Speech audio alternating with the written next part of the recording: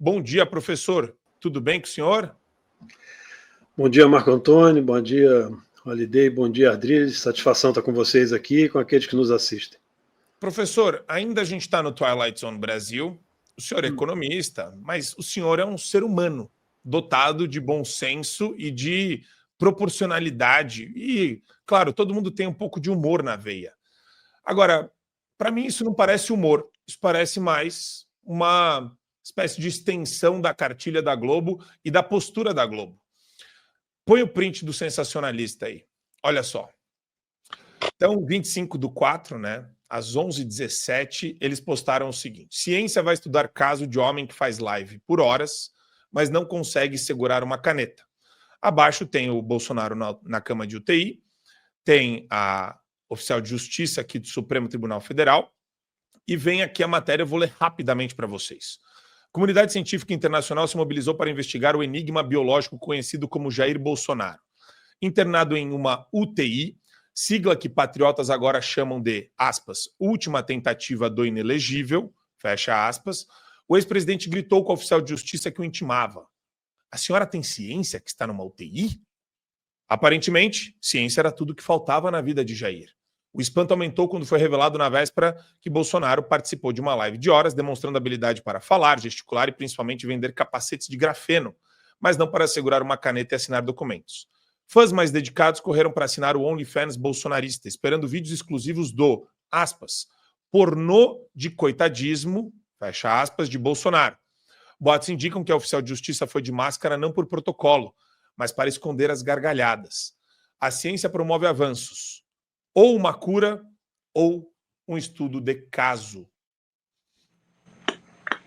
É a matéria do sensacionalista, professor. Acho que muita gente da esquerda deve ter se matado de rir com isso. Agora, eu gosto de humor, tá? Eu não consegui achar uma vírgula de humor nisso daqui. Professor Carlos. Eu tive a oportunidade de ouvir um pouco o comentário do Ardriles. Então, isso aí entra no ambiente da psicopatia, né, dessa estrutura criminal da comunicação que hoje a gente vê. Né? Até mesmo a questão do humor, embora tenha um largo limite, mas a ética é uma base, um princípio fundamental para que você trabalhe, né, com temas que são sensíveis.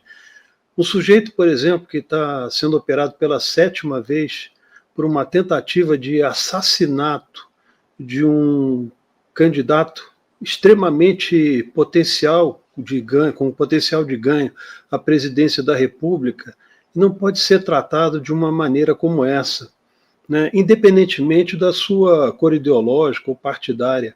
Né? Ou então nós não temos, de fato, uma estrutura democrática rígida, né? Que ela só serve para os interesses mais mesquinhos da turma que eu faço parte. Né? Então, o meu grupo é que tem o direito, né, de ter toda a sorte e condições de defesa, supostamente, de um Estado, passando a visão de que o Estado é algo estático. Né? O Estado ele pressupõe uma autoridade de quem delega o poder, que é o poder originário. Isso que está faltando no Brasil. O poder não é do Alexandre de Moraes, nem dessa sujeita, por exemplo, que adentrou a uma UTI. O poder é o poder originário. O significado do poder originário é exatamente o poder que qualifica, né, o grau de bondade, de inserção, né, de justiça na sociedade brasileira. Não são as estruturas formais, elas simplesmente são consequência de uma determinada vontade, repito, de um poder originário. Então ali, Marco Antônio e demais, houve um grande erro, inclusive da equipe do Bolsonaro e da própria estrutura, né, dos dirigentes, não só médicos, mas o próprio hospital. Aquilo ali é uma área inviolável.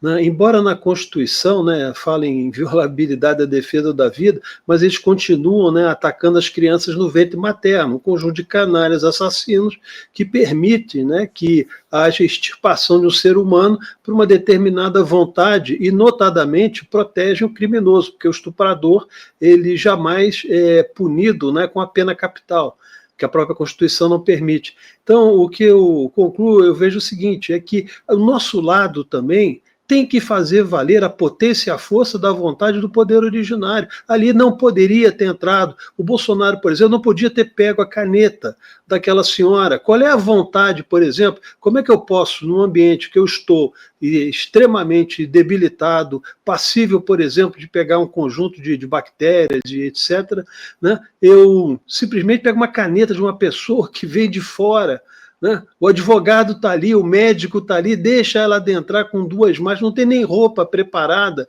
Então, o que eu acho é o seguinte, a surpresa, ela tem sido, vamos chamar assim, de um impacto que a gente já absorveu o Estado antidemocrático.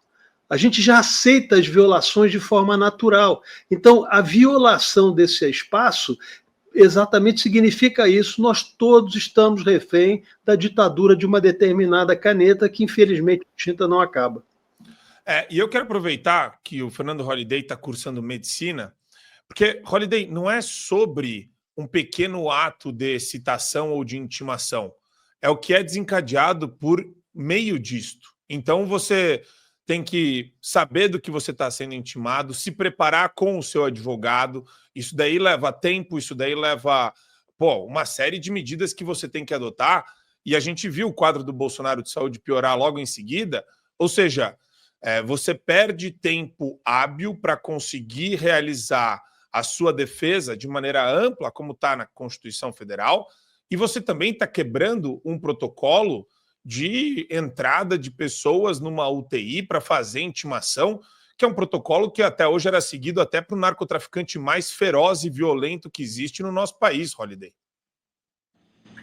Exatamente. Inclusive, tem algumas pessoas, né, que ficam aí criticando, e muito baseado também nesse humor aí, de que, mas o Bolsonaro fez lives, falou com não sei quem. Veja, é completamente diferente quando você está num ambiente que você está falando coisas que você já fala naturalmente, ficando sua situação de saúde, discutindo sobre política em um ambiente tranquilo, ou com amigos que você já conhece, ou falando com o seu público.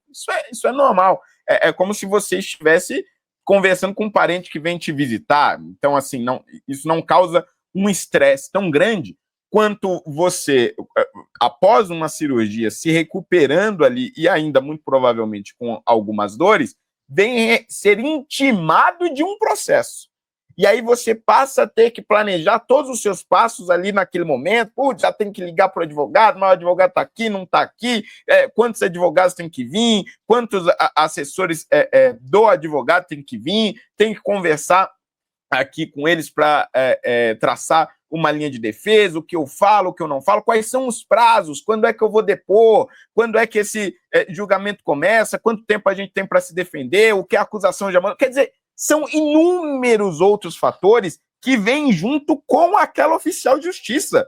Né? Não é uma simples visita, ela veio me visitar para eu assinar um papel, não. Quando ela entra na porta, ou melhor, quando ela é anunciada, diversos outros sentimentos vêm junto. E com isso vem uma descarga fortíssima de adrenalina, os vasos contraem, a pressão aumenta e a recuperação fica muito mais difícil, porque o processo inflamatório também aumenta. Não é à toa que no dia seguinte você teve o relatório, o boletim médico, dizendo que ele tinha aumentado a pressão arterial e tinha alterado os exames hepáticos, porque todo esse processo inflamatório de recuperação também se altera junto com a pressão e com essa descarga de adrenalina e noradrenalina. Ou seja, é um desrespeito muito grande da parte do Supremo e da parte da mídia que passa a tentar, de forma muito descarada, a desumanizar o Bolsonaro.